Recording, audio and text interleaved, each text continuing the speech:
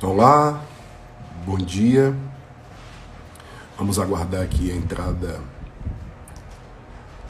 da audiência, bem como também da querida professora Maria Goretti. Deixe-me ver por aqui.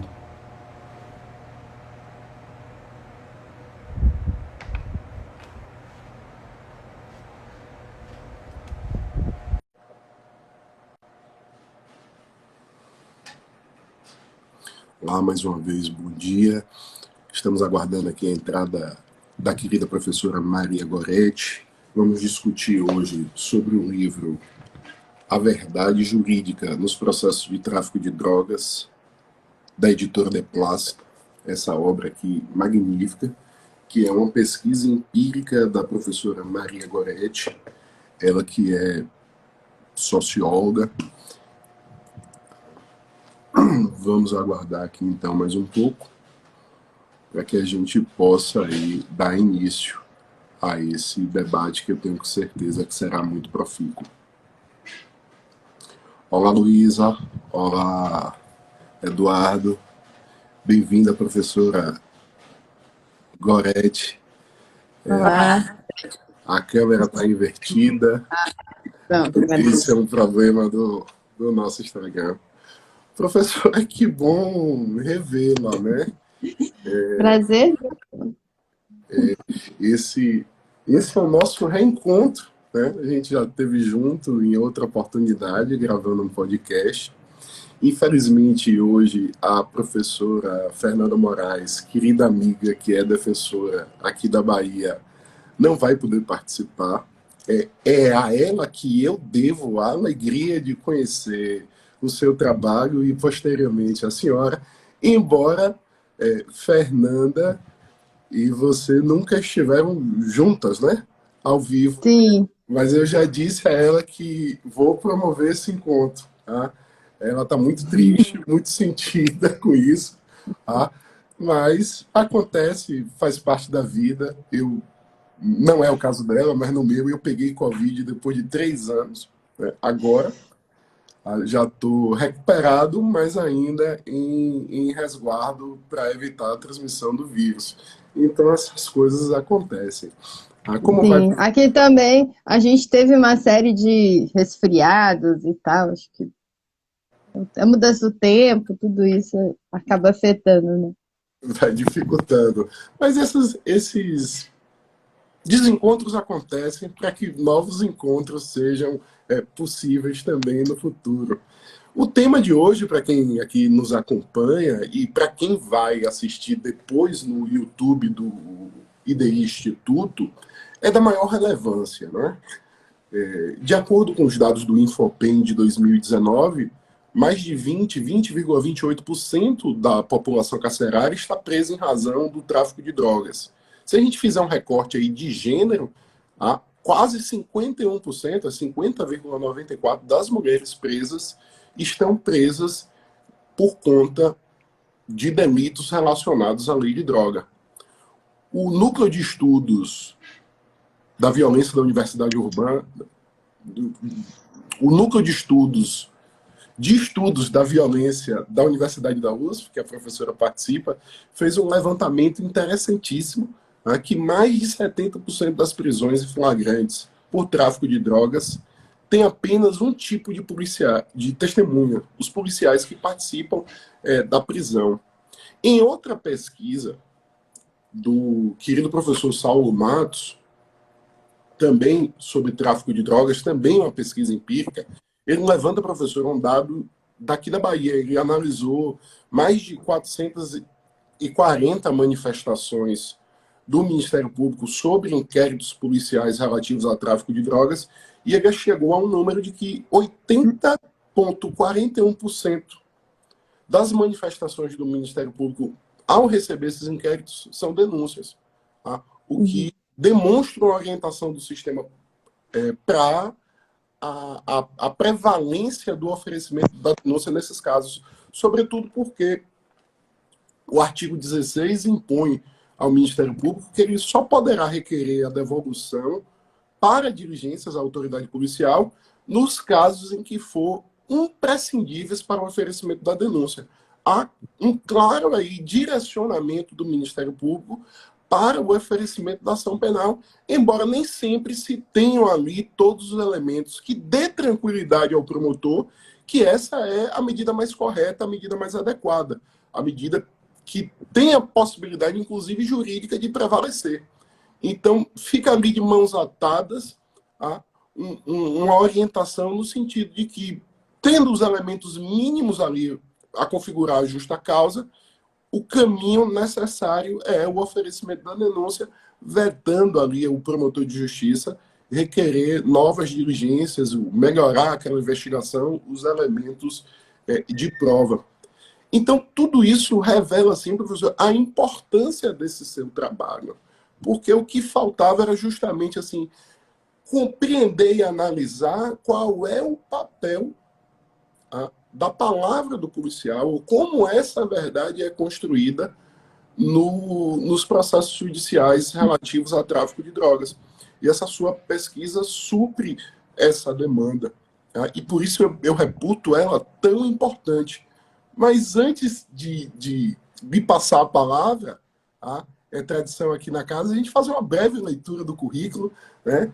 A professora Maria Goretti, além de ser essa pessoa simpática e incrível, ela é pós-doutora do Programa de Pós-Graduação do Departamento de Sociologia da USP, pesquisadora do Núcleo de Estudos da Violência da USP, doutora em Sociologia pelo Programa de Pós-Graduação do Departamento de Sociologia da Universidade de São Paulo, mestre em Sociologia também pela USP, especialista em Direitos Humanos, também pela USP, e é atualmente professora da Escola do Parlamento da Câmara Municipal de São Paulo. Eu não validei esse currículo com a professora, então não sei se está atualizado, mas a gente quer, professora, primeiro saber assim, quem é Maria Goretti e o que nos levou por esse caminho da pesquisa científica para nos brindar com essa obra que, resisto novamente, é indispensável. Obrigada, Thiago. Bom dia a todas e todos que estão acompanhando a gente. Eu vi que a Fernanda entrou aqui, está assistindo a gente. Melhoras, Fernanda. Esse tempo aí deixa a gente um pouco baqueado, né? Alterações de temperatura, tudo. Até porque a gente está muito tempo isolado, né, em isolamento, então nosso sistema imunológico também está bem preguiçoso. A gente precisa retomar as nossas resistências. Não que elas não estivessem ativas, né? Mas a gente precisou se recolher um bocadinho. Então, vou aqui, mais uma vez, apresentar meus agradecimentos. Eu gosto muito de acompanhar vocês. Enfim, o Thiago é um grande encontro aí nessa trajetória de pesquisa, também de produção de conhecimento no campo do direito, da sociologia. Então, para mim é uma satisfação estar aqui com vocês. Fico muito feliz de saber que essa produção repercute. Eu diria que, como ela é fruto da minha tese de doutorado, né, então já são 6 anos, né, eu defendi minha tese em 2016. Então, são 6 anos aí de uma trajetória, muita coisa mudou, eu acho que vale a pena a gente comentar um pouquinho sobre isso, né, sobre algumas mudanças que teve. Só que eu acho que tem várias continuidades, né? Uma delas, com certeza, é ainda a prevalência da narrativa policial nos processos e de como essa narrativa e esse testemunho orienta, né, a atuação dos atores do sistema de justiça, que ficam também né, alinhados a esse tipo de narrativa. Isso a gente vê nos próprios argumentos. Mas acho que tem decisões no Supremo, nos tribunais superiores, que tentam converter isso, né? O problema é que quando a gente vai na base, ainda existe muita resistência em aplicar essas decisões. Então, bom, como eu cheguei nessa pesquisa, né? Em 2010, o núcleo ele participava da rede de justiça criminal e a gente recebeu um convite de fazer uma pesquisa pela Open Society Foundation sobre a questão da prisão provisória e da lei de drogas, né? A gente estava atuando, tinha várias organizações que compunham a rede de justiça criminal também, uma pastoral carcerária, o ITTC, o IDDD, a Conectas, o Instituto Sou da Paz, enfim, era uma rede de organizações que atuam, né, com a temática da área penal, criminal e direitos humanos, e o núcleo, então, apresentou um projeto de pesquisa que tentava avaliar em que medida as alterações trazidas na Lei de Drogas de 2006 havia repercutido tanto na aplicação dessa lei, né, aí a necessidade da gente ouvir, por exemplo, os policiais, né, os juízes, os promotores e os defensores, e também como é que isso estava sendo efetuado na prática, né? Então, entender os autos de prisão em flagrante, como é que eles estavam sendo recepcionados no sistema, como estavam sendo julgados até a decisão final, né? Então, um pouco por isso também o nosso levantamento dos processos de tráfico de drogas. E aí a gente fez esse projeto, ele foi acolhido, teve o financiamento da Open Society, e aí a gente começou a estruturar, né, a investigar de fato o que estava acontecendo. Aí a gente fez cerca de 70 entrevistas, mais ou menos, né, a gente conseguiu autorização para conversar com os policiais militares, com os policiais civis na época, e foi uma oportunidade importante, porque a gente perguntava sobre as atividades de repressão ao tráfico, como era, né, que tipo de planejamento era estruturado dentro da polícia, como que eles faziam, por exemplo, abordagem. E aí a gente foi lidando com algumas narrativas que não apareciam nos autos, né, porque a gente estava fazendo essas entrevistas em paralelo às análises também dos autos de prisão em flagrante. Então a gente via nos autos um padrão de narrativa, né, então, por exemplo, a polícia identificou um sujeito em atitude suspeita, decidiu parar, fazer a abordagem. Durante a abordagem foi apreendido uma porção X de drogas, e algumas vezes a pessoa falava que tinha mais droga em casa, conduzia a autoridade policial até sua residência, mostrava onde estava o restante de droga. Então tinha uma narrativa muito padronizada. Isso, muito... Só que na conversa com os policiais foi aparecendo alguns relatos que não eram trazidos nos autos de prisão em flagrante. Então, para dar alguns exemplos, né, a entrada franqueada, né, que apareceu com frequência em 17% dos autos que a gente analisou. Essa entrada franqueada, nos relatos nos autos de prisão em flagrante, eram colocados como algo muito pacificado, né, muito tranquilo, assim, como se a pessoa tivesse convidado a autoridade policial para entrar, né, droga em casa, não vou resistir, venha, né, entre e pode olhar.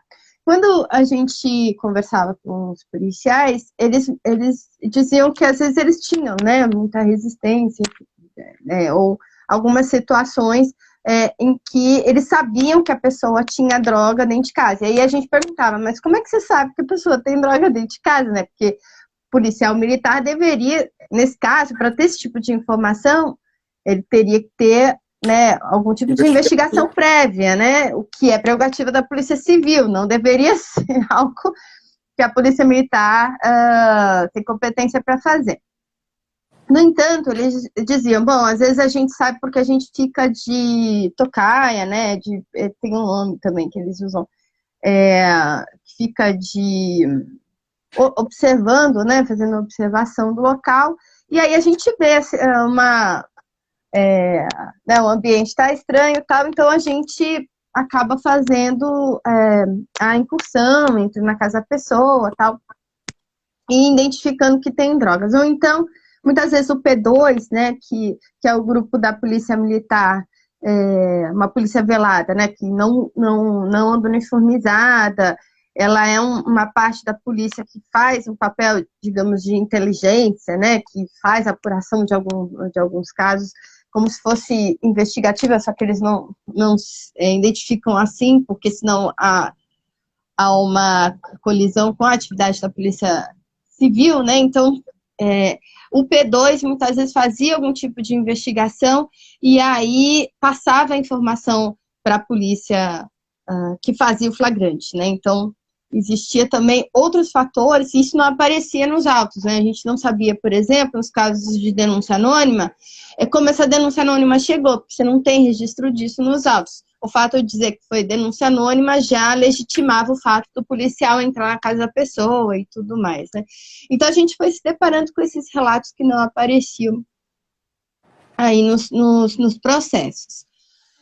E outra questão que chamava muito a nossa atenção era justamente a prevalência da narrativa policial, né, e o quanto ela sustentava condenações muitas vezes frágeis, né, muitas vezes amparadas só nessa narrativa, em alguns casos até contraditória, e aí é isso, né, quando a gente assistia, porque a gente também assistiu às audiências de instrução e julgamento, aí a gente via, por exemplo, o juiz tentando dar uma ajudinha, né? Então, o policial esquecia. Então, mas aqui no inquérito o senhor falou que tinha tantos quilos de maconha e tal. Prática... Alô?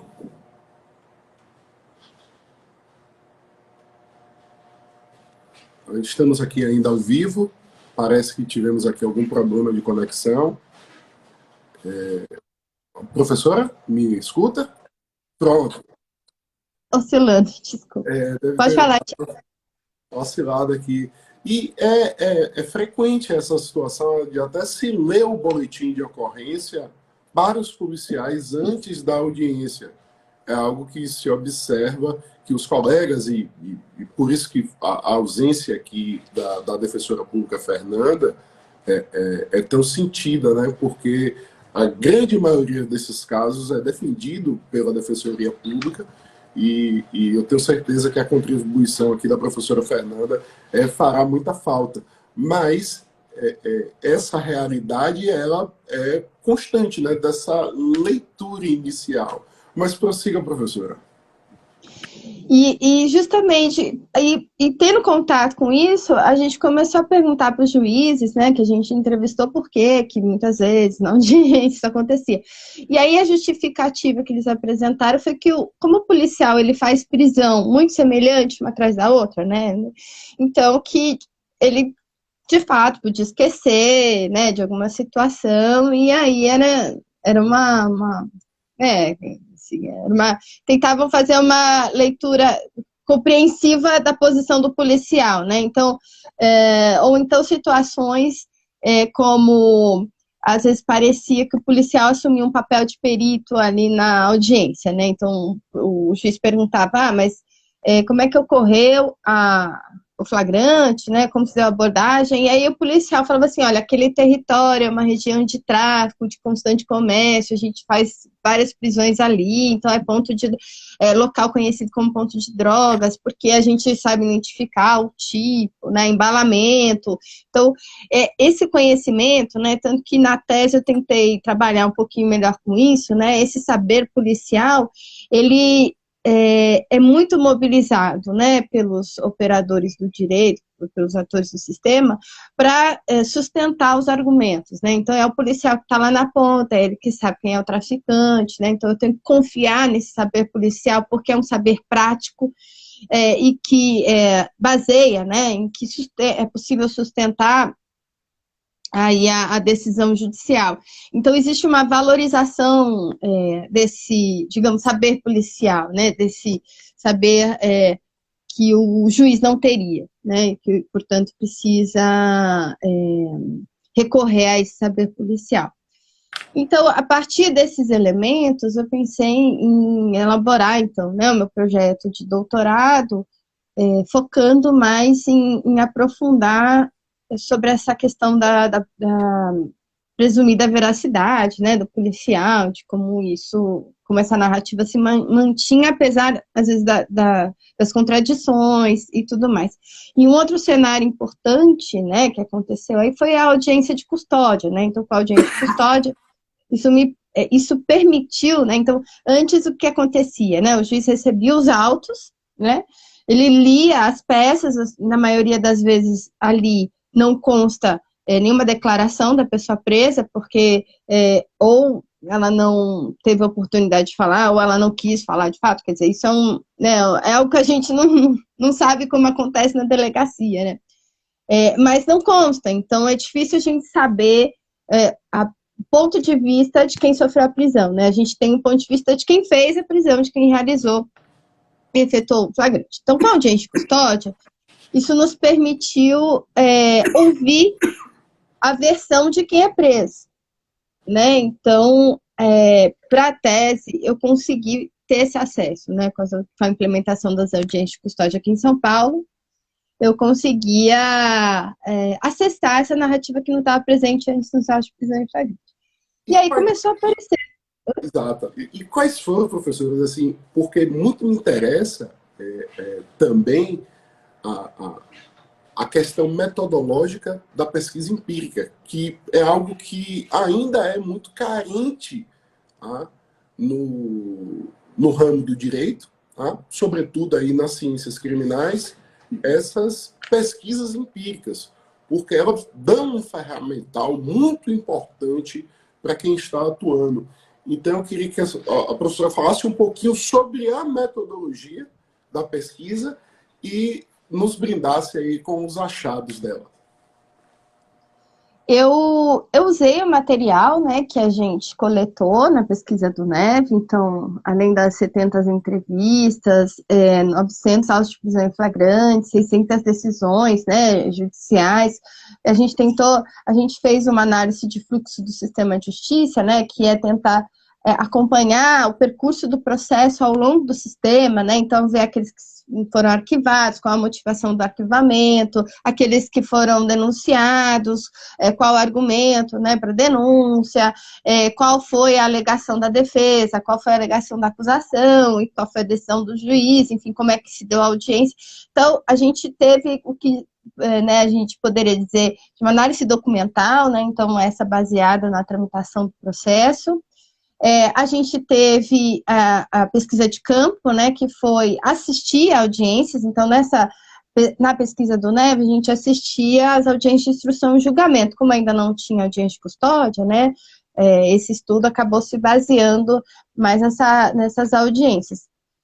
Na tese, eu consegui fazer tanto o acompanhamento da audiência de custódia, quanto da audiência de instrução e julgamento, então eu conseguia, além de ter acesso aos processos, né, aos autos, eu conseguia acompanhar, selecionar alguns desses casos para acompanhar as audiências. Então, eu acompanhava as audiências de custódia e depois acompanhava como é que se dava a audiência de instrução e julgamento, porque para mim também interessava saber que elementos da audiência de custódia eram mobilizados nessa audiência de instrução e julgamento ou não, né? Então, o meu material, meu universo empírico, né, o meu corpus empírico, correspondeu não só esse material já coletado na pesquisa do NEF, mas uma atualização dele a partir da audiência de custódia. E aí, registro de campo, né, meu diário, enfim, notas e notas, chegar em casa, transcrever tudinho. Então, foi uma experiência muito instigante, ao mesmo tempo que foi importante também acompanhar o processo de implementação da audiência de custódia, ver como isso estava se dando. Então, esse foi o material que embasou aí a tese. Mas analisando, né? Pronto. Eu iria dizer que antes da nossa queda, da nossa interrupção, a senhora estava falando justamente da importância da audiência de custódia para essa observação. Sim, porque daí eu pude acessar, né, essa narrativa das pessoas que eram presas e ter acesso a outros tipos de narrativa que não estavam presentes nos autos e não estavam presentes nas entrevistas com os policiais, né, porque eu não tinha essa outra perspectiva, né, de quem sofreu a prisão. E nas audiências de custódia apareciam, por vezes, versões contraditórias da polícia, né, então era comum falar de flagrante forjado, ou uso da violência para entrada na casa, né? Então aquelas narrativas de entrada franqueada eram de certa forma confrontadas com uma narrativa de violência, né? E de agressão. Então eu comecei a ver que existia, aí você, né, como é que aí fica mais evidente, né, que o operador, o juiz ele vai ter que tomar uma decisão, né, de definir, bom, são versões muito diferentes, né, qual a versão que eu vou acolher. E eu vou citar aqui um caso que eu acho que ele é bastante emblemático para mostrar, assim, o quanto a narrativa policial, ela é já incorporada como uma verdade incontestável, né? Eu acompanhei o caso de uma moça, assisti a audiência de custódia dela, uma moça que ela estava ali no território, onde seria um local de tráfico, e aí chegou a polícia, correu todo mundo, ela correu, se escondeu num bar, né, que inclusive era de uma conhecida, né, ali, porque foi no bairro onde ela mora, então todo mundo se conhece. Ela correu, foi pro banheiro, a polícia correu atrás dela, tal. Segundo os relatos da polícia, ela trabalharia na Boca e teria fugido com uma sacola de drogas, e aí na revista encontraram a droga com ela e mais a sacola que ela teria dispensado, tal. Então era, né, aquela narrativa padrão. Segundo a versão dela, né, os policiais teriam perseguido ela, entrado na lanchonete, agredido, né, apertado, ela inclusive estava com marcas no braço, né, ela mostrou para o juiz na audiência, olha, eu estou aqui, estava roxo, eu fui pressionada, né, fui agredida pela polícia, e eu não estava lá vendendo, né, estava lá, enfim, moro lá, né, inclusive a dona da lanchonete também foi na delegacia, falou com o delegado, tudo, e aí o juiz converteu a prisão dela em prisão provisória, porque ele acolheu a narrativa policial, né, ou seja, mas, né, se colocando, aderindo, né, à narrativa policial como verdadeira, e aí, depois de 4 meses, eu consegui assistir a audiência de instrução e julgamento dela, né. E aí os policiais foram lá como testemunhas de acusação, fizeram a mesma narrativa, né, que fizeram nos autos de flagrante, e aí depois chegaram 2 testemunhas de defesa, que uma era a proprietária do bar onde a moça teria ido, e a filha da dona do bar, né, e ambas falaram a mesma coisa, né, exatamente, fizeram a mesma narrativa que a moça, que a acusada na audiência de custódia, né. E aí, a promotora ficou bastante confusa, né? Todo mundo saiu da sala, né? O advogado da moça foi conversar com ela na saída da sala de audiência, e aí a promotora falou para o juiz, nossa, mas são relatos muito diferentes, né? Quem está falando a verdade? Aí ele falou, é claro que é a polícia, né? A polícia que está falando a verdade. Aí a promotora falou, mas as testemunhas são muito coesas, né? As testemunhas de defesa, em dizer que ela não é traficante, não está envolvida, né? Que conhece há muito tempo. Aí ele falou assim, mas elas estão mentindo. Aí a promotora falou, então eu vou ter que pedir para abrir um processo contra elas de denunciação caluniosa, né? De falso testemunho, denunciação caluniosa. Falso testemunho. Aí o juiz falou assim, mas é isso mesmo que a senhora tem que fazer. Então, ou seja, a pessoa, né, é super difícil conseguir uma testemunha de defesa nos casos de tráfico de drogas. E quando a pessoa consegue, ela corre ainda o risco de sofrer um processo por falso testemunho ou denunciação caluniosa, enfim, quando acusa, né, a polícia de ter agredido, violentado a pessoa. Então, eu achei curioso que o juiz ele teve uma postura muito assim incisiva em dizer, né, que é o policial que está falando a verdade, né, inquestionável essa narrativa. E aí foi me chamando a atenção que várias falas dos juízes que a gente conversou e mesmo dos promotores aparecia muito a palavra crença, né? Então eu preciso acreditar, eu preciso da credibilidade, eu preciso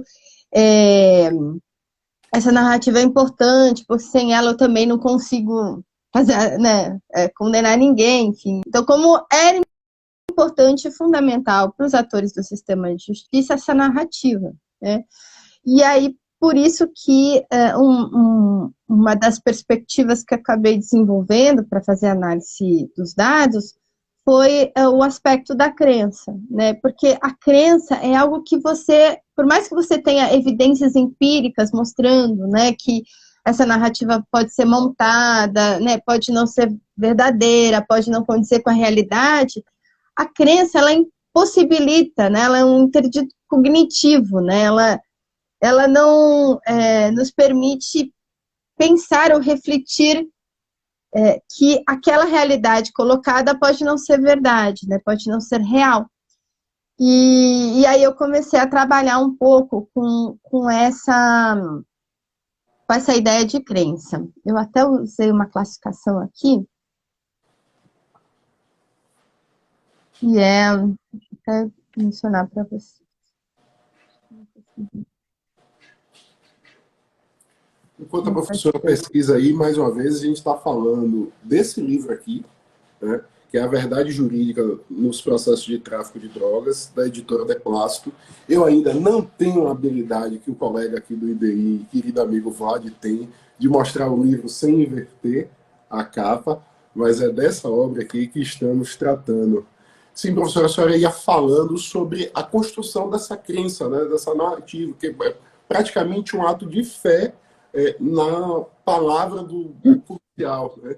Então, prossiga, professora.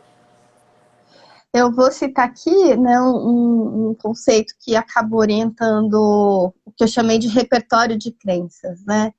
A perspectiva da crença dispensa a necessidade de verificar aquilo que está sendo dito.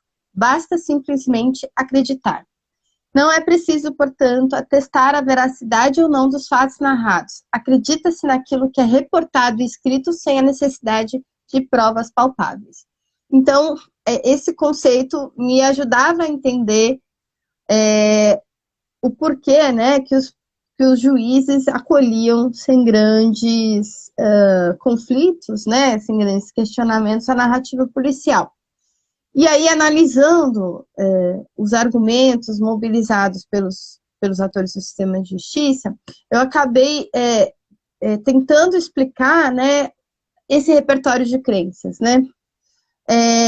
Então, a gente identificou, por exemplo, um repertório que tem a ver com a crença na função policial, né? Então, é uma confiança entre a instituição, o Poder Judiciário e a polícia. Então, algumas narrativas que confirmavam isso, né? Os policiais são funcionários públicos no cumprimento do dever legal, os policiais têm fé pública, os policiais atuam na defesa da sociedade, os policiais gozam de presunção de veracidade.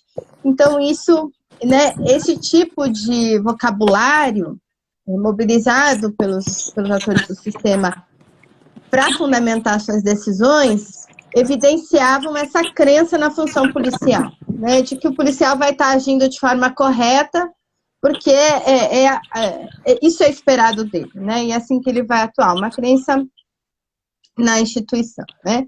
Existe uma crença na conduta do policial, né, então, de que eles vão agir de acordo com a lei, né, algumas narrativas que confirmam isso, por exemplo, os policiais não têm motivos ou interesses para saírem por aí prendendo pessoas inocentes que não conhecem.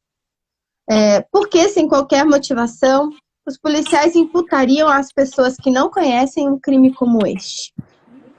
Por qual razão os policiais estariam querendo te prejudicar, né? Esse tipo de fala é frequentemente colocado para a pessoa presa, né? Por que então que o policial vai ter alguma motivação para sair, para prender você, né? Se ele não te conhece, tanto que na audiência de custódia me chamava a atenção que eles perguntavam, né?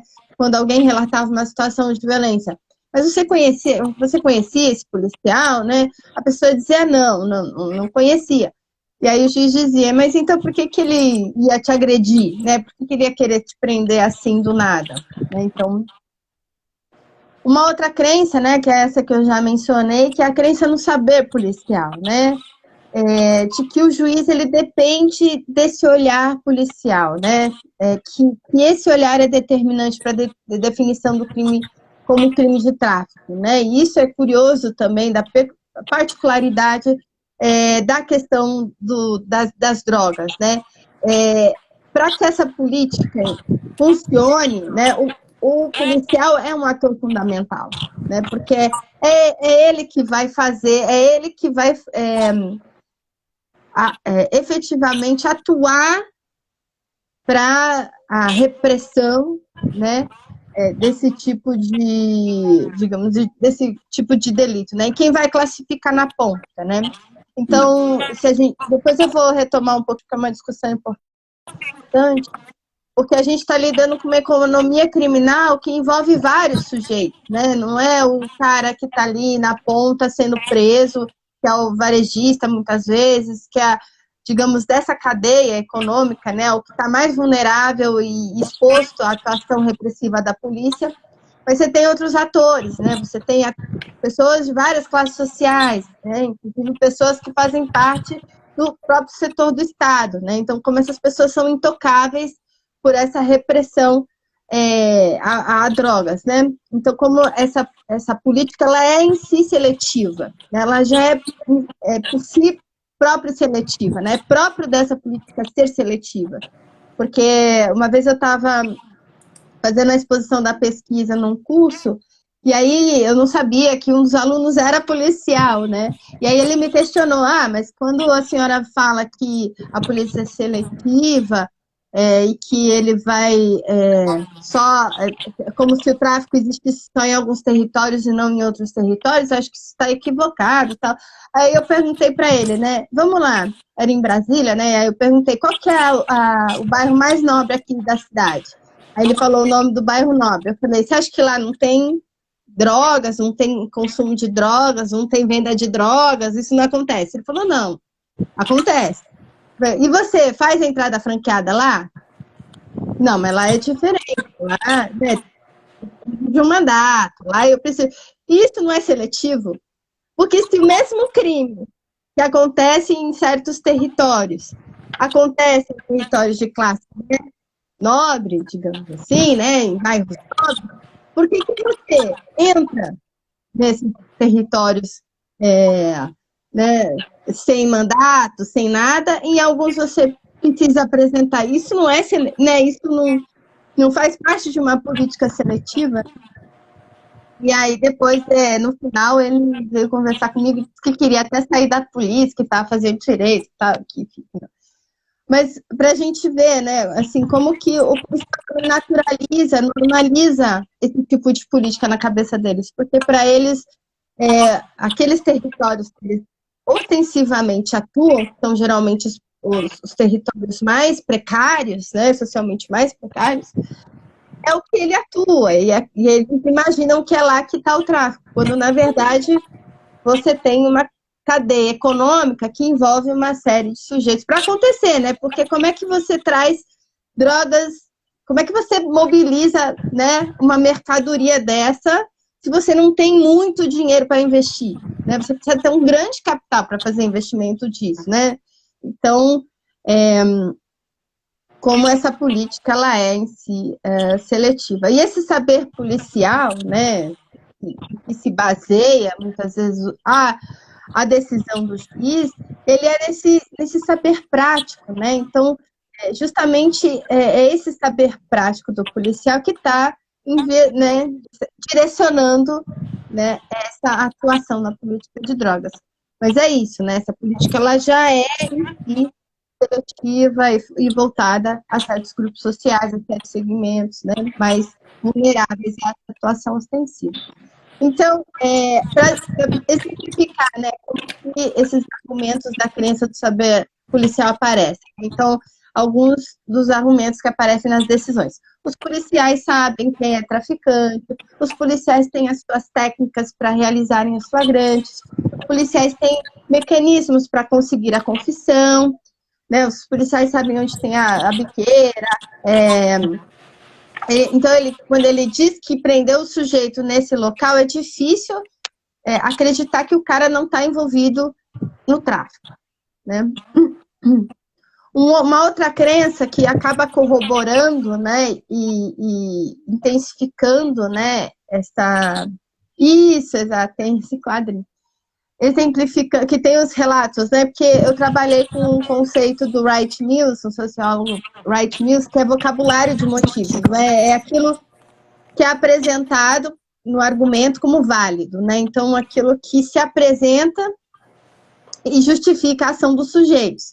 Então, eu extraí o que eu identifiquei como esses vocabulários de motivos para entender o que sustentava esses argumentos, né, para esses sujeitos. E aí um deles é esse, né, o preso vai mentir. Então, existe uma grande crença que passa, né, por isso, pelo cenário, enfim, de que o acusado sempre vai mentir para se proteger, para se defender, né? Então, por exemplo, narrativas como, o réu pode mentir, se você cometeu o crime, né, por exemplo, algumas indagações que os juízes faziam às pessoas quando elas diziam que não eram traficantes ou que eram só usuários, né? Aí o juiz dizia assim, se você não cometeu o crime, por que ficou em silêncio na delegacia? Por que veio negar aqui no momento da audiência? Você deveria ter falado isso na delegacia e não aqui. E aí inverte essa questão, né? O silêncio, ao invés de ser um direito, né, ele acaba sendo um elemento que amplia a desconfiança do juiz com relação à pessoa presa, né? Outro argumento que circula, né? O acusado pode mentir, mas o policial tem um compromisso com a verdade. Então, entre acreditar no policial e acreditar na pessoa presa, é preferível o policial, porque o policial eu sei que ele vai estar falando a verdade, ele tem um compromisso com a verdade, o preso não tem. Um outro elemento que entra nesse repertório é a associação entre a criminalidade e o perfil do acusado, né? Algo que o Michel Ulisses chama de sujeição criminal. É como se alguns sujeitos já presumidamente carregassem um rótulo de criminoso, né? Então, que nem algumas falas, né? Olhei para ele e já vi que é traficante. Né? Bati o olho nele, é como se o olhar, né, como se o perfil da pessoa já indicasse a sua inserção no mundo do crime, né? E tem uma questão também nesse aspecto, né, do perfil do acusado e a relação disso com o crime, tem a ver também com a questão não só racial, né, como também a questão da classe, né? Então, vou dar alguns exemplos aqui que apareceu, né? Um estudante de classe média com 10 papelotes, para mim, pode ser usuário porque ele tem dinheiro para comprar isso. Agora, um menino da favela com essa droga, certeza que ele é traficante porque ele não tem dinheiro para comprar essa quantidade de droga. Então, como o tipo, né, social, como isso entra como uma variável importante para a definição de quem é usuário e quem é traficante. E como é relevante e como é dado relevância a palavra do policial que efetuou a prisão, né? Ele termina ali sendo ele a resolver esse problema da subjetividade da lei e definir o que é tráfico, o que não é. Tá?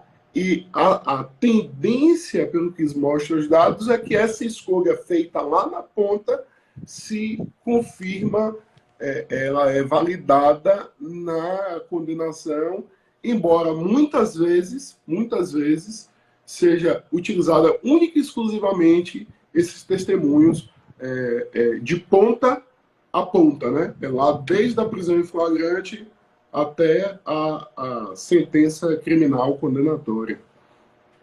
Exatamente. Por isso que ele é um elemento fundamental. A falta, né, de critérios mais objetivos para se definir o que é tráfico ou não termina levando a essa subjetividade que, por conta de uma estrutura, de uma política criminal mesmo deficiente de investigação, ausência de perícia, ausência de delegacias bem estruturadas, até, como aponta o professor Saulo, uma opção legislativa, né, por vezes de atar a mão do Ministério Público para exigir e requerer, muitas vezes, mais diligências antes da denúncia, isso termina favorecendo essa construção. Tá?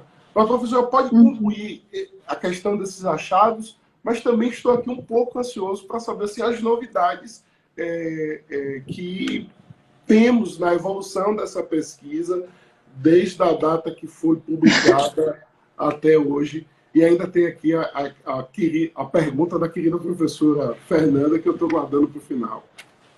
Tá certo, Thiago. Eu vou terminar. Só para finalizar, né, tem uma outra crença que é muito mobilizada daí, por parte dos próprios juízes, é que eles assumem um papel de defesa da sociedade, né? Então, em nome da garantia da ordem pública, da ordem social, eles precisam efetuar essas prisões. Então, alguns argumentos que sustentam isso, né? É preciso garantir a defesa da sociedade, precisamos mostrar para a sociedade que estamos combatendo o crime e não garantindo a lei, né? Você vê que existe um deslocamento, né, do argumento do juiz, né, que ele assume para si um papel de combatente do crime, né, quase um policial de toga. Temos que satisfazer o sentimento de justiça da sociedade. Precisamos mostrar que a justiça criminal está funcionando. A prisão do acusado é necessária para o restabelecimento da ordem pública, para a credibilidade da justiça, e a sociedade espera de mim que eu a defenda de pessoas, né, de traficantes e tudo mais. Então, esse elemento aí coroa, então, esse repertório de crenças, né, que acaba sustentando essas decisões e resultando nessa estatística que você tão mostrou aí no início da nossa conversa, né, Thiago, de uma porcentagem grande de pessoas presas por tráfico, sobretudo se a gente considerar a questão de gênero no caso das mulheres, né? Uhum. Entrou aqui agora o colega do IDI, o Procurador da República, o querido Danilo Andreato, me pediu aqui para participar do finalzinho desse nosso debate e que a gente bem-vindo, Danilo. Muita alegria, Danilo. Seja bem-vindo. Obrigado, grande Thiago, membro do IDI também conosco nessa empreitada. Obrigado, professor Maria Goretti. Na verdade, eu que agradeço a sua presença aqui nessa nossa live, um conhecimento, discussões muito importantes, muito pertinentes, e agradecer ao Thiago por ter me incluído nessa conversa, nesse bate-papo tão importante, porque todos esses aspectos sobre tráfico de drogas realmente são muito palpitantes, e eu atualmente... eu trabalho aqui nos casos criminais do STJ, eu sou assessor jurídico aqui na Procuradoria-Geral da República, e um dos grandes crimes, ou melhor, um dos grandes volumes de crimes que nós temos é justamente tráfico de drogas. E essas questões todas que foram pontuadas pela professora Maria Goretti, sem dúvida, elas impactam desde a base até os casos que chegam aqui na instância recursal, no STJ, e muitos que passam também para serem discutidos no Supremo Tribunal Federal. Relatos seguros e harmônicos dos policiais, como a senhora bem pontuou, professora. O franquear a entrada às vezes...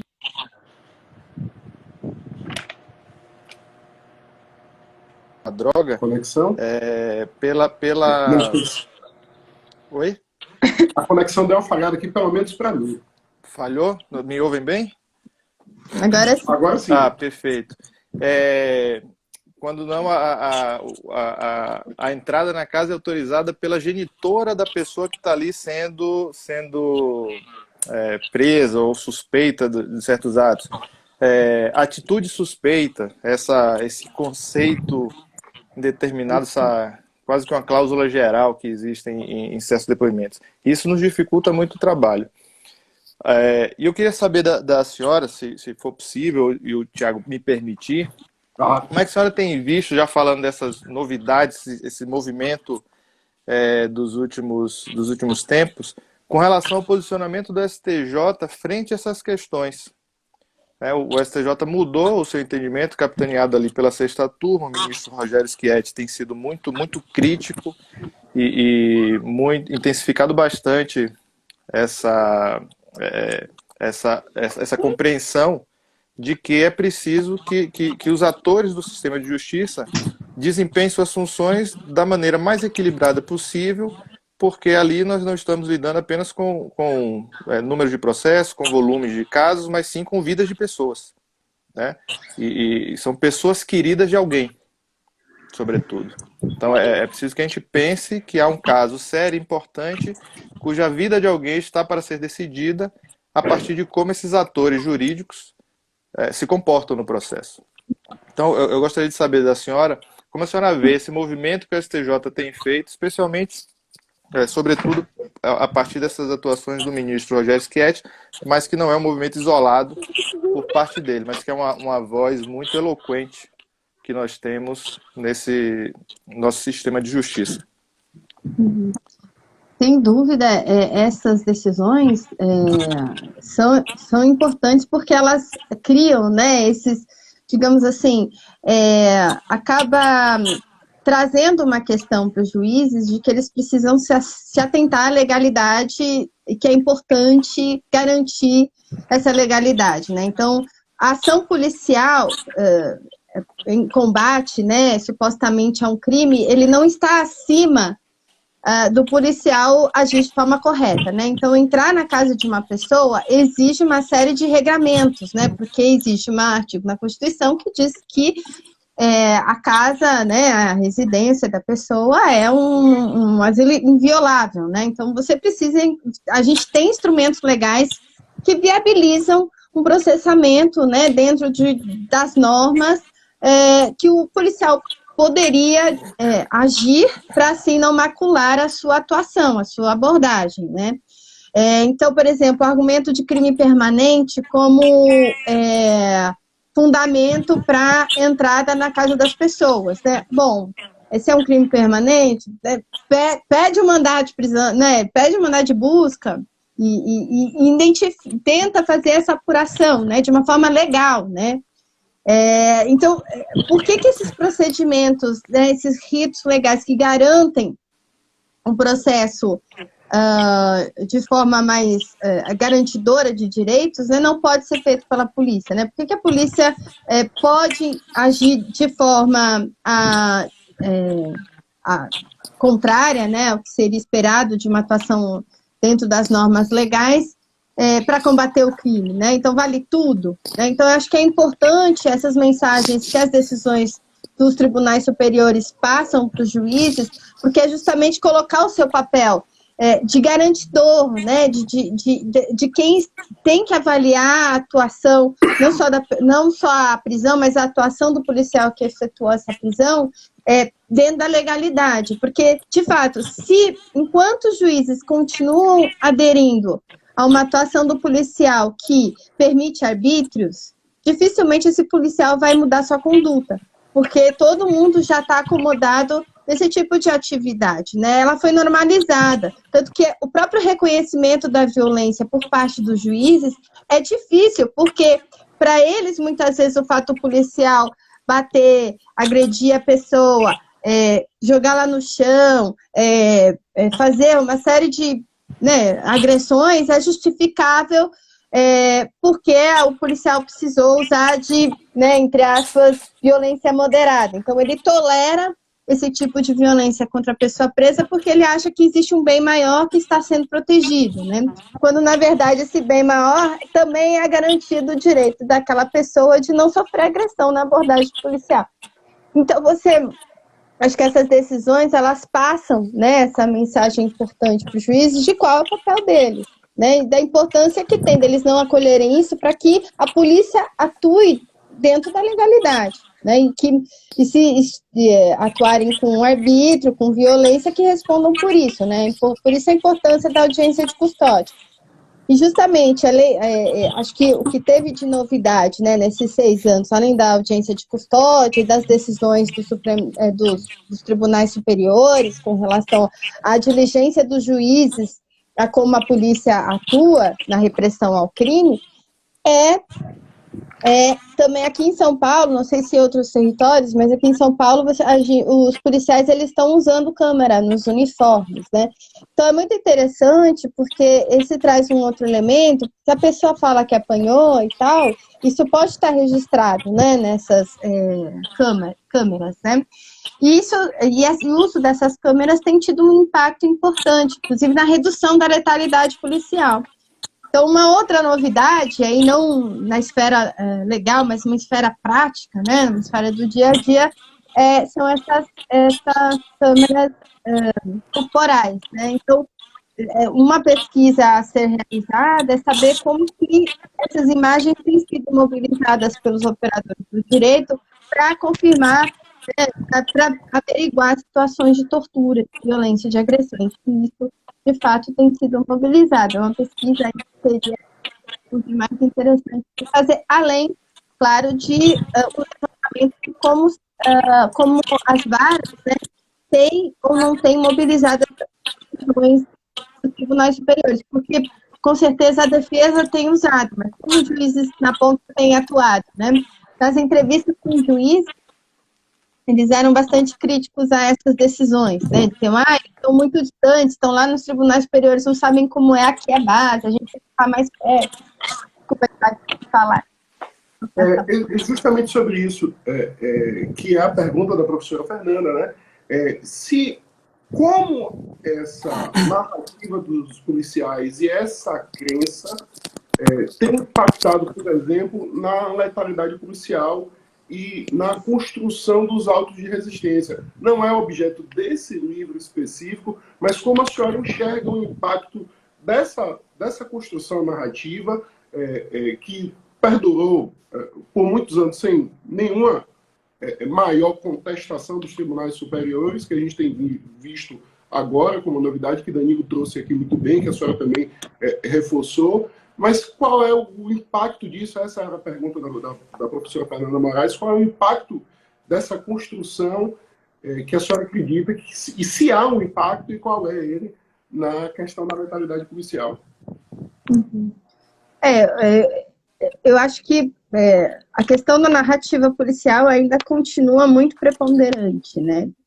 Os entendimentos dos tribunais superiores são importantes porque eles trazem uma crítica interna da instituição, né? Então, essa mensagem de que o juiz tem que se atentar, né? Quer dizer, ele está lá para garantir a lei, né? Garantir a lei também é defender a sociedade, né? Porque todo mundo tem que estar protegido por ela, né? Então, e não se como se fosse algo inconciliável, né? Como se o combate ao crime se assumisse um salvo-conduto para a polícia fazer o que quiser, né? Ela não tem essa prerrogativa, ela não tem esse direito, então somos todos resguardados pela lei e assim devemos ser protegidos. Então, eu acho que ainda existe muita resistência de contrapor essa narrativa policial. Acho que o judiciário, infelizmente, alguns juízes têm assumido esse papel combativo, né? E, enfim, que acaba colaborando com essa intensificação de um processo de encarceramento que a gente tem vivido. Mas eu acho que com o tempo, né, pode ser que isso vá sendo mais incorporado, até com a mobilização desses argumentos dos tribunais superiores pela defesa, né? Então, vai se criando um ambiente de maior criticidade, né, de maior apuração dessa narrativa policial, né? E isso é um processo que demandaria também um pouco a gente fazer uma pesquisa, né, de como essas decisões têm impactado no dia a dia dos juízes, né, no seu olhar, se eles estão mudando ou não estão mudando a perspectiva. Enfim, seria algo muito importante a ser feito. Tiago, se me permite, eu de pleno acordo com a professora, assim, muito, muito pertinente realmente essas ponderações. E me chama a atenção, por exemplo, quando a professora comenta sobre essas mensagens que, por exemplo, a instância superior, como a STJ, passa ao chancelar certos tipos de atuações nas instâncias inferiores. Isso é muito importante, realmente. Nós vimos há pouco tempo também uma mudança muito grande na compreensão da STJ com relação ao artigo 226 do Código de Processo Penal, que trata do reconhecimento pessoal. Reconhecimento fotográfico e reconhecimento pessoal, que antes o entendimento do STJ era de que aquilo ali que estava previsto no CPP era de mera recomendação, uma compreensão estranha, para dizer o mínimo, de que uma lei que impõe um procedimento é uma mera recomendação. Tá? E essa mudança de que não, ali não é recomendação, mas sim um rito que deve ser obedecido para que aquele determinado resultado possa ser compreendido como um resultado aceitável para um processo penal. E muito recentemente, no começo do mês passado, se não me falha a memória, houve uma distinção feita num julgado do STJ sobre esse tema, e curiosamente foi num processo que eu atuei que houve essa distinção, em que o STJ diz, olha, é possível não seguir o rito do 226, do CPP, mas numa situação excepcionalíssima em que o sujeito já conhecia aquele que está sendo reconhecido. Sim, eu trago essas informações não para a gente discutir, porque não é o foco de debate hoje, mas só para a gente compreender e perceber que não é um ponto isolado do STJ com relação a essa mudança de compreensão e buscar que tenhamos um processo penal muito mais alinhado à Constituição do que aquela mentalidade da época de quando o Código de Processo Penal foi erigido e veio à tona. E se a gente vê, Danilo, na decisão do STJ sobre reconhecimento, a importância do diálogo do direito com outras ciências. Perfeito. Porque, justamente assim, a partir desse diálogo, a partir de estudos empíricos, aí no caso da psicologia, do reconhecimento, das pesquisas científicas, das pesquisas empíricas, é que foi possível se construir essa evolução na jurisprudência. Então, assim, muito me alegra, eu sempre digo isso à professora Maria Goretti, quando ela aceita esses convites, porque é a oportunidade que a gente tem de dar maior divulgação a essas pesquisas empíricas e promover esse intercâmbio, esse diálogo do direito com outras ciências. E eu, como sou calouro novato aqui no IDI, agradeço muito a oportunidade de fazer isso aqui no IDI, de poder promover esse encontro, esse diálogo. Eu acho que o Instituto ele também foi fundado para isso. É um Instituto de inovação. E esses encontros aqui são muito importantes, essas pesquisas empíricas, esse diálogo, porque o direito ele não cabe dentro de si mesmo. E quanto mais hermético ele for, menos soluções justas ele vai apresentar. Então, para ressaltar assim, mais uma vez a importância desse diálogo, dessa interlocução da academia jurídica com outras ciências. Sem dúvida nenhuma, Tiago. Inclusive, você é calouro no IDI, mas é veterano no mundo jurídico. Uma coisa que sempre me chamou a atenção, e eu gostaria de ouvir a professora Maria Goretti a respeito, a lei de drogas, a atual, que é de 2006, ela sucedeu a lei de 76, né, a 6368. E na lei de drogas atual veio aquela diferenciação entre usuário e traficante, o artigo 28, o artigo 33, etc. E no artigo 33, e vendo pela prática, professora, a senhora já comentou a respeito disso, ainda que em linhas gerais, qual é o grupo social mais afetado, né, por essa política de repressão às drogas que nós temos, não só no Brasil, né, mas no Brasil, porque é o nosso contexto. E no artigo 33, além da pena ser extremamente alta, né, de 5 a 15 anos, nós temos também uma pena de multa que necessariamente tem que ser acumulada com a pena privativa de liberdade, e essa pena de multa também é bastante elevada. Ela vai de 500 a 1.500 dias multa. Lembrando que o valor menor do dia multa é de 1/30 do salário mínimo. Se eu estiver equivocado aí, o Tiago, por favor, me corrija. Então, veja, 500 dias multa, calculado até no menor valor que ele pode ter. Para aquela porção da população que é mais afetada, né? Como é que a senhora vê isso? Esse tipo de legislação que traz, cumulado com a pena privativa de liberdade, uma pena de multa altíssima para um grupo social que acaba sendo mais afetado por esse tipo de delito. ou melhor, sendo a clientela, digamos assim, maior do sistema de justiça criminal? Se não me engano, acho que não sei se a Conectas fez um levantamento sobre as multas penais e tudo. E acho que esse é um dado importante, né? Que grande parte da população prisional brasileira é de um segmento, né, bastante já precário, né? Pauperizado. Então, dificilmente vai ter condições de pagar, findada a sua pena, né? Findada a execução, de pagar esse valor, né? Então, você acaba tendo várias punições embutidas aí, né? Além da pessoa perder a liberdade e ter no seu registro, né, de antecedentes criminais uma marca que vai gerar uma série de consequências para a vida dela, né? Dentre elas a própria questão de conseguir um emprego, né? De conseguir se reinserir no mercado de trabalho e tudo mais, porque mesmo um concurso público, né, se a gente pensar, a pessoa quebra, você tem uma série de limitações aí, né, porque a pessoa já tem um antecedente criminal, então isso tem uma série de consequências, e ainda mais uma consequência econômica, né, então eu acho que essa legislação, tem até um pesquisador, que é o Marcelo Campos, que fala um pouco mais, ele trabalhou sobre os debates legislativos para a criação da lei de drogas, né, da nova lei de drogas na época, né, de 2006. E um dos pontos que ele colocou era justamente como essa diferenciação do usuário e traficante na época era como uma inovação, né, como algo importante da lei, porque ela imaginava-se, né, que o impacto dela seria a redução da população prisional e não seu aumento, né.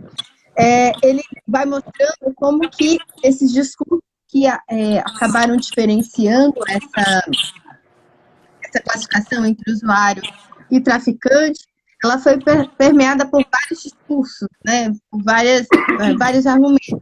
Né? Do ponto de vista da questão da saúde, então tratamento ao usuário, tal, mas você mantém um aspecto de ainda assim ser visto como um crime, né, tipificado como um crime, né, apesar de não ser punido com prisão. E um outro aspecto, a questão do tráfico, que você tem um aumento da pena, né, que antes era menor, e aí você passa a ter 5 anos atenuados, isso, 5 anos a 15, atenuados se você... E aí, por que isso? Por que 5, né? Porque daí você, na época, né, evitaria que sei lá, concedesse...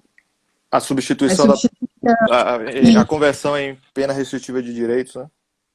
Isso. E aí, o curioso dessa discussão, né, e por que a gente acaba tendo essa equivalência, né, parece que o tempo da pena, o valor da multa expressa a gravidade do delito, né, então, tem um pesquisador, o Álvaro Pires, que trabalha um pouco mais com essa questão, né, de como a gente tem uma racionalidade penal moderna que se inspira muito nessa equivalência, né, a quantidade da pena equivale à gravidade daquele crime, né, socialmente, o quanto aquilo é socialmente danoso, né, para a sociedade. Então, é como se o aumento daquela pena expressasse a gravidade. Né? E aí, a repercussão que tem ao longo do tempo, né? Porque ao invés de a gente ter uma redução do número de pessoas presas por drogas, né? Você tirou o usuário da prisão, você tem o contrário, você tem um aumento exponencial, né? E um dos argumentos também de alguns autores, como a Luciana Botet e mesmo Marcelo, é de que usuários têm sido presos como traficantes, né? Porque esses grupos acabam sendo enquadrados como traficantes. Então, esse impacto negativo aí. E por isso, a necessidade de repensar, né, essa política de drogas, porque se essa economia criminal, ela movimenta e perpassa vários sujeitos de várias classes sociais, né, ela não está sendo efetiva, porque de fato você não está conseguindo estancar, né, e reprimir a circulação, você não está conseguindo de fato combateu, que você tenha um sistema de encarceramento muito eficiente, né? Então é preciso repensar isso, justamente tendo em vista o modelo de economia desse tipo criminal, né? Tiago, se me permite só por favor, um comentário. Sem dúvida, professora. E essa análise, como o Tiago destacou, essa análise não jurídica, esse olhar não jurídico, é fundamental para que a gente, na área jurídica, possa buscar desempenhar um papel melhor do que o que temos desempenhado hoje, sem dúvida alguma. E lembrando essa questão da mecânica, desse sistema de mercado, eu me recordo que quando eu trabalhei no Ministério Público Federal no Paraná, em Curitiba, um dos casos impactantes, uma das operações que tive a oportunidade de trabalhar, havia um grupo, acho que sediado em Minas Gerais, talvez Belo Horizonte, que buscava regimentar pessoas que falassem espanhol, mas falassem como língua nativa. Então, regimentava essas pessoas nas regiões pobres da Argentina e do Uruguai, em áreas fronteiriças com o Brasil. Levava essas pessoas inicialmente para Minas, depois para São Paulo, e de São Paulo, após algum treinamento, levava essas pessoas para a Espanha. E essas pessoas iam transportando drogas. E lá na Espanha, que era simplesmente a porta de entrada da União Europeia, a droga iria ser encaminhada inicialmente para a Holanda. Então era preciso que a pessoa soubesse falar, tivesse como língua-mãe o espanhol, para não ter nenhum problema lá na Espanha, na chegada. E lá na Espanha ele entraria em contato com alguma outra pessoa que faria esse envio, encaminharia a droga para a Holanda. Várias pessoas foram presas, mas as pessoas que foram presas foram justamente essas que eram regimentadas em áreas pobres, mulas, os peões desse xadrez, e simplesmente depois que eles eram presos, outros eram recrutados e passavam pelo mesmo processo. Mas a dificuldade em chegar naquelas pessoas que efetivamente tinham poder de mando, que ganhavam muito dinheiro, e esse dinheiro depois era utilizado para fins de lavagem e outras situações, essas pessoas eram pouco alcançadas, quando eram alcançadas. Isso me faz lembrar, eu gosto muito da área de cooperação internacional também, isso me faz lembrar da Convenção de Viena, de 88, que foi capitaneada pelos Estados Unidos a pretexto de combater tráfico de drogas, quando na verdade o objetivo maior era a lavagem de dinheiro, né? Era a repressão à lavagem de dinheiro. Mas, como a senhora bem falou, é preciso que a gente repense esse nosso modelo de repressão. E o STF tem adotado alguns movimentos nesse sentido, com relação, por exemplo, à quantidade de droga que diferencia o tráfico do uso. Ao voto do ministro Barroso, que é muito paradigmático nesse sentido, em que a ideia dele era propor, acho que 60 gramas, isso pensando para maconha, né? 60 gramas, porque ele usa como paralelo outros ordenamentos jurídicos, usa como paralelo Portugal, por exemplo, Uruguai. A ideia dele era propor 60 gramas como limite aceitável para se caracterizar como usuário, pensando só na questão da quantidade em si, mas as circunstâncias também. Mas aí ele no voto dele, ele diz assim: mas eu proponho 40 gramas para que eu possa ter a adesão dos meus pares. Assim, a percepção de que o tema também não é um tema fácil de ser tratado, há preconcepções que estão enraigadas, e é preciso que a gente vá caminhando, tá, dentro do limite da possibilidade, mas que a gente progrida nessa compreensão de que o problema não pode ser enfrentado da maneira que está sendo lidado. É um problema que merece ser repensado urgentemente. Professora, à guisa de conclusão, que por conta do adiantado da hora, tá? Agradeço demais sua disponibilidade, sua participação aqui nesse nosso encontro, nesse projeto que é o Diálogo com o Autor do IDI. Tá? Enriqueceu demais aqui o nosso instituto, essa discussão. A Danilo, pela disponibilidade, estava assistindo, estava assistindo, me pediu para participar e deu essa Tava me valorosa, coçando aqui. valorosa contribuição. Fiquei muito feliz com sua entrada para enriquecer esse debate. Acho que foi um encontro muito enriquecedor. E, professora, suas conclusões assim, e nos diga onde acompanhar seu trabalho, as novas pesquisas que vão surgir. Tá? Já estou também muito interessado em acompanhar essa pesquisa sobre a utilização das câmeras corporais, aí os impactos que isso vão ter, tanto na construção da verdade, quanto também na questão da segurança pública e contenção de danos dessa atividade. Então, queria ouvir sua conclusão e também as conclusões do nosso querido Danilo e agradecer mais uma vez por essa participação, mais do que especial, aqui no nosso encontro de hoje. Obrigada, Tiago, eu que agradeço. Prazer conhecer o Danilo aqui.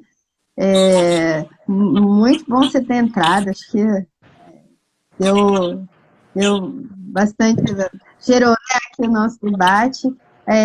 Mandar um beijo para a Fernanda também, melhoras para ela, espero a gente ter a oportunidade de se encontrar em outra ocasião.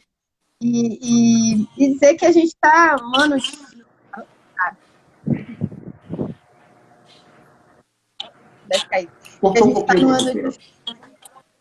A gente está num ano difícil, né? Então, enfim, o ano eleitoral, e é importante a gente ver, inclusive, o que os candidatos apresentam para a questão da política de drogas, né? O que a gente tem aí de possibilidade de mudança desse horizonte, né? Eu acho que no âmbito do Poder Judiciário, muitas coisas têm avançado, né? Como o próprio Danilo já sinalizou, e isso é muito positivo, mas em termos políticos, a gente precisa mudar uma série de... repensar uma série de atividades, né, de atuação no campo do enfrentamento das drogas. Né? Vários países já estão fazendo isso, já estão legalizando a maconha, né, já estão num processo de descriminalização, de regulação. Então, eu acho que é importante o Brasil avançar bastante nessa pauta. Teve até a marcha da maconha, né, que repercutiu também bastante, porque tem toda uma discussão sobre o uso medicinal da erva e o quanto a questão da proibição impede, né, que a gente tenha avanços significativos no campo do tratamento terapêutico da saúde. Então, como a gente precisa superar tabus, né, com relação à questão das drogas, para avançar e evitar não só perda das vidas, né, mas esse encarceramento cruel que atinge um segmento já pauperizado e com uma série de precariedades, do qual o Estado deveria ter outro tipo, né, de atuação e não essa repressiva, ostensiva e violenta, né. Então, que a gente consiga avançar. Faço acho que é muito necessário a gente conseguir avançar nisso. Perfeito. E, mais uma vez, agradeço. Obrigada, estou sempre à disposição de vocês. Danilo, por favor. Eu agradeço, entrei como quase que um penetra aqui na conversa, mas assim, agradeço muito a oportunidade, agradeço pelo Tiago ter me convidado para participar, a professora Maria Goretti, uma satisfação grande poder ter conversado com a senhora, boas conversas inteligentes, são sempre muito bacanas a gente poder participar e ter essa oportunidade.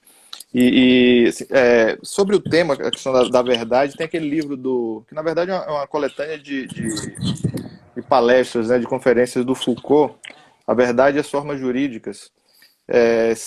Faz algum tempo que eu li, mas se não me engano tem uma das linhas ali é sobre essa construção da verdade a partir de um controle social e da vigilância.